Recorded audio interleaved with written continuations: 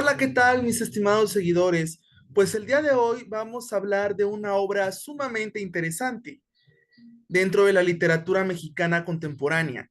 Y se trata de una novela titulada Contrabando, del escritor mexicano Víctor Hugo Rascón-Banda, un escritor sumamente polifacético que escribió guiones de película, guiones de teatro, también escribió crónicas, fue un periodista y también un novelista. Bien, en esta obra de Contrabando podemos encontrar narcotráfico, impunidad, violencia, secuestro y muerte. Todas estas temáticas son abordadas en esta novela de Contrabando de una forma bastante cruda y muy realista. A través de las páginas que conforman Contrabando, nos acercamos a la realidad de los pueblos del norte de México, donde el narco exhibe prácticamente toda su fuerza de una forma tremendamente desgarradora, tanto así que al estar leyendo estas líneas de todo lo que sucede allá, de todas estas muertes, secuestros, esta gente inocente que son víctimas, todo esto sentimos que nos apretuje el alma. Personalmente, eso me sucedió cuando leí por primera vez esta novela, ¿no? Y bueno, muchas veces la literatura, como bien lo sabemos, va a reflejar la misma realidad de la época en la que cierto autor escribe esa obra. Contrabando para nada va a ser la excepción. La novela no va a ser otra cosa que el espejo de una realidad que está en una podrida descomposición. La propagación de ese virus que nosotros conocemos como narco. ¿Cómo es que nace? ¿Cómo es que hace víctima a las personas que de alguna u otra manera se van involucrando en este terrible negocio, hay que decirlo, que es el narco? Personas que lo hacen simplemente para salir de su condición de pobreza, algunas otras personas porque quieren sentirse importantes, quieren sentirse trascendentes, y algunas otras simplemente porque son ligadas al narco de una forma eh, que no es directa, de una forma indirectamente. Por ejemplo, ahí nos mencionan el caso de una chica que sin saberlo se enamora de un joven que era precisamente un narco, ¿no? Ella sin saberlo se casa con él y después le suceden muchas cosas cuando ya es su esposa, ¿no? Pero bueno, ustedes lo pueden ir consultando todo eso en la lectura de este libro que les digo es sumamente interesante por todas estas temáticas que nos está abordando. Ahora, esta obra puede considerarse una novela negra. Sin embargo, para muchos críticos literarios es considerada específicamente como una novela del narcotráfico, exclusivamente. Es sumamente también interesante precisar que esta novela es una de las primeras obras literarias en abordar esta temática del narcotráfico en México. Y bien, esta obra, Contrabando, que precisamente aquí la tengo, esta obra fue terminada de escribir en los principios de la década de los 90 del siglo pasado, es decir, del siglo XX, pero no va a ser hasta el 2008 cuando se va a publicar, una vez que el autor Víctor Hugo pues había fallecido ya, y esto quizás por el temor del propio escritor de sacar a la luz una novela tan realista que involucraba a personajes que iban más allá de la ficción, personajes reales realmente, ¿no? Y bueno, las líneas que conforman Contrabando nos describen perfectamente el espejo de nuestra realidad, como lo estaba indicando ya hace un momento, ¿no? Esa realidad tan cercana que nos parecería que la obra fue escrita ayer, porque nos está reflejando esa oscura y terrible realidad que vivimos hoy día, como lo sabemos cuando revisamos las noticias o leemos en algún periódico, esos terribles acontecimientos que se han vuelto parte, lastimosamente, de nuestra cotidianidad. Ahora, hablando ya de la manera en que se encuentra estructurada esta obra, vamos a irnos encontrando a lo largo de las páginas que esta novela está estructurada en diferentes partes o diferentes capítulos, como lo podemos ver también. Que claro, ahí en la obra no dice capítulo 1 o capítulo 2, no están enumerados, pero sí tienen los títulos de cada parte, o sea, los podemos considerar capítulos. Estos capítulos nos van narrando sucesos particulares que se van interconectando una parte con la otra.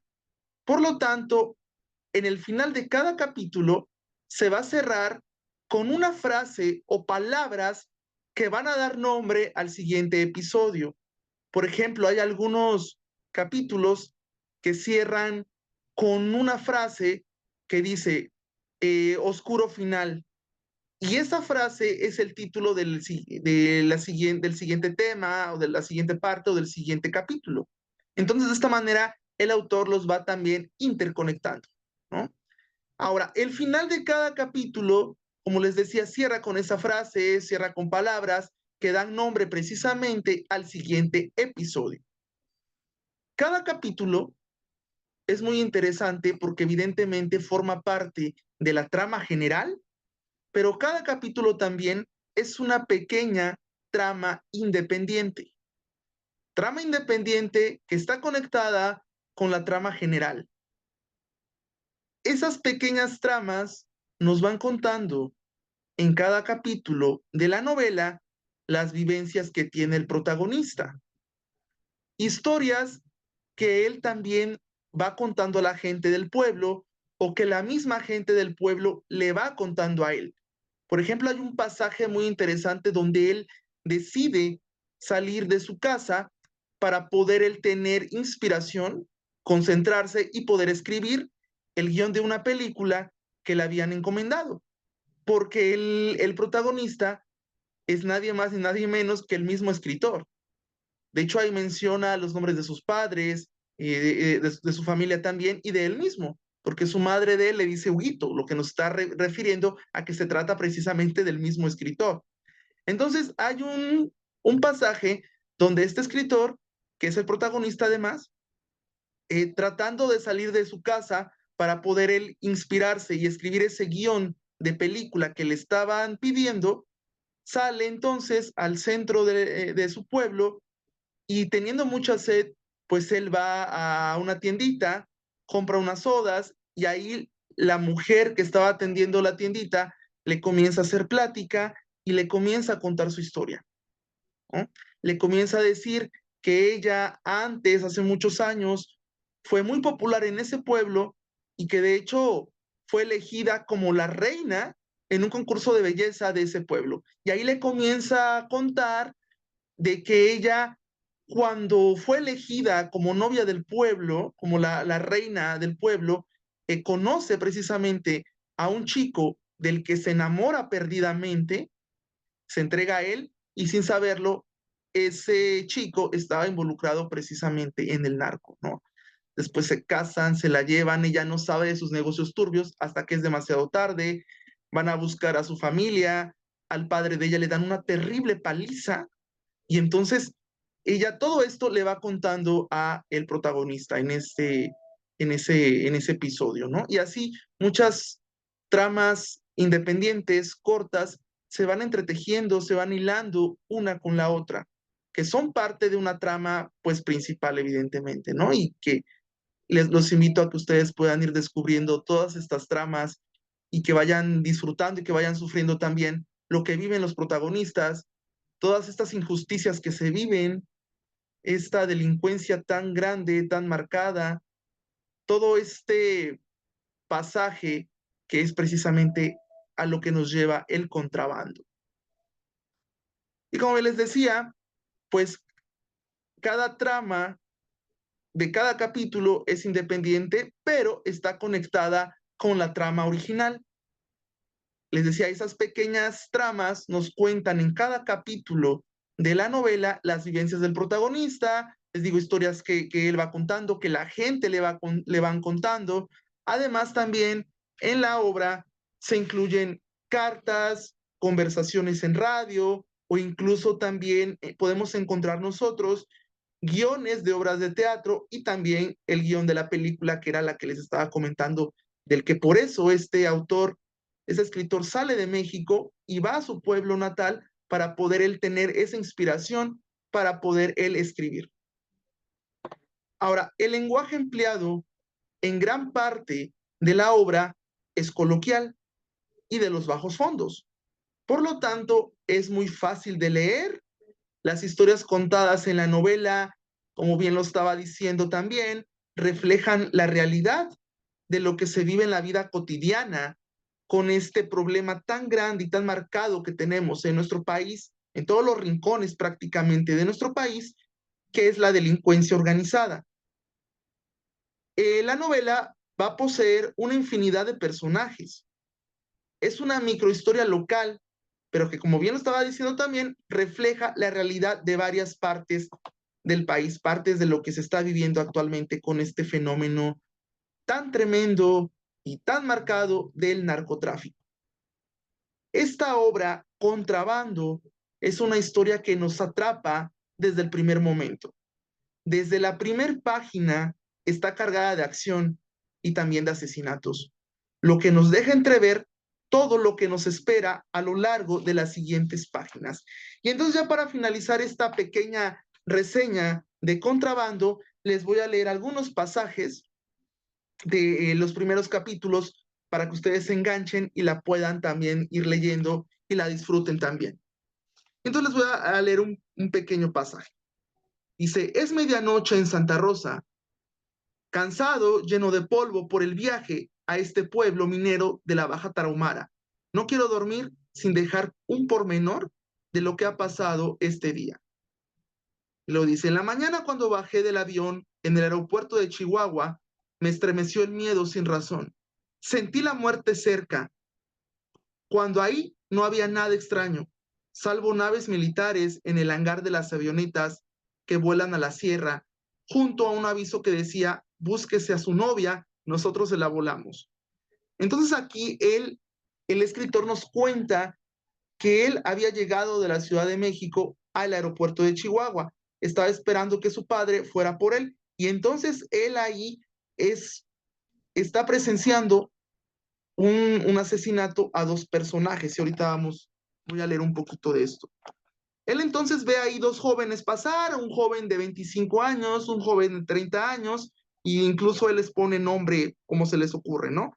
A uno de ellos le pone Rubén y dice que es el más joven, y entonces él, Rubén, junto con el otro, dice que se miraron y vieron que alguien estaba entrando al aeropuerto.